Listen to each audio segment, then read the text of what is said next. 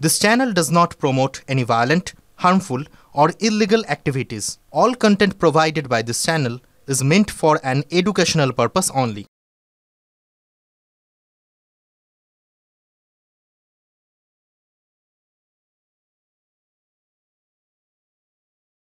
School আছে কিন্তু পড়ুয়া নেই, এরকম স্কুলের সংখ্যা সবথেকে বেশি কোথায় বলুন তো? পশ্চিমবঙ্গে। দেশ জুড়ে স্কুলের পরিকাঠামোর উপর সমীক্ষা করে এই রিপোর্ট কেন্দ্রীয় শিক্ষা মন্ত্রকের। সেই রিপোর্টে দেখা যাচ্ছে সারা দেশে এমন স্কুলের সংখ্যা ৭,৯৯৩। এর মধ্যে শুধুই পশ্চিমবঙ্গেই এমন স্কুলের সংখ্যা ৩,৮১২। গত ৩টি শিক্ষাবর্ষ ধরে ক্রমশ বাড়ছে এমন স্কুলের সংখ্যা। একইভাবে ছাত্রবিহীন স্কুলে সর্বাধিক শিক্ষক থাকার সংখ্যাতেও দেশের মধ্যে প্রথম পশ্চিমবঙ্গ। পশ্চিমবঙ্গে মাত্র একজন শিক্ষক নিয়ে চলা স্কুলের সংখ্যা ৬,৪৮২। ছাত্র নেই কিন্তু স্কুল আছে। পশ্চিমবঙ্গে এমন স্কুলের সংখ্যা উল্লেখযোগ্য। ছাত্রবিহীন স্কুলে কর্মরত শিক্ষকের সংখ্যা সারা দেশের মধ্যে উল্লেখযোগ্য হারে সব থেকে বেশি পশ্চিমবঙ্গের মাটিতে। পশ্চিমবঙ্গের মাটিতে মাত্র একজন শিক্ষক পরিচালিত স্কুলে প্রায় ২ লক্ষের বেশি ছাত্রছাত্রী পড়াশুনো করে। পশ্চিমবঙ্গের সমস্ত স্কুলে যেখানে যেখানে ইন্টারনেট রয়েছে, যেখানে যেখানে লাইব্রেরি ফ্যাসিলিটি রয়েছে, সেই সংখ্যাও অত্যন্ত নিচে। ক্রমশ কমছে ছাত্র ভর্তির সংখ্যা। শিক্ষক নিয়োগ যে হারে হচ্ছে তাও সন্তোষজনক নয়। স্বাভাবিকভাবেই নির্বাচনের আগে এই রিপোর্ট পশ্চিমবঙ্গের শাসক দলকে কিছুটা হলেও যে ব্যাকফুটে ঠেলবে তা বলার অপেক্ষা রাখে না। নয়াদিল্লি থেকে ক্যামেরায় অনুদীপ শর্মার সঙ্গে জ্যোতির্ময় কর্মকার, টিভি9 বাংলা।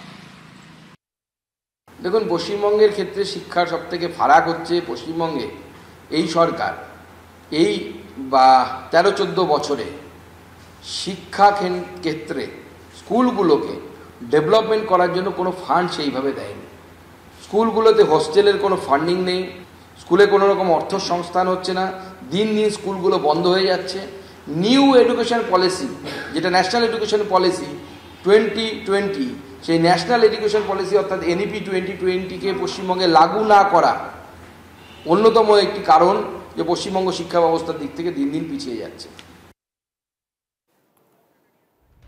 এই মুহূর্তে আমার সঙ্গে রয়েছেন তৃণমূল কংগ্রেস মুখপাত্র তন্ময় ঘোষ। তন্ময়বাবু, এই যে সমীক্ষা, এই সমীক্ষা দেখে যথেষ্টই বিড়ম্বনা তো হচ্ছেই হয়তো অনেকেরই, কিন্তু এই সমীক্ষাটা খুব একটা সুখকর বোধ হয় আমাদের এ রাজ্যের কারোর জন্যই নয়। আপনি কি বলবেন?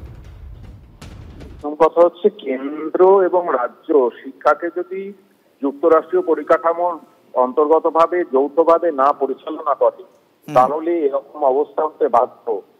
আপনাদের নিশ্চয় মনে থাকবে, আমি যখন ব্যক্তিগতভাবে জয়েন্ট এন্ট্রান্স পরীক্ষা দিয়েছিলাম সেই সময় রাজ্যের আন্ডারে যে কলেজগুলো ছিল ডাক্তারি এবং ইঞ্জিনিয়ারিং, সেগুলো সবই রাজ্যের আন্ডারে ছিল।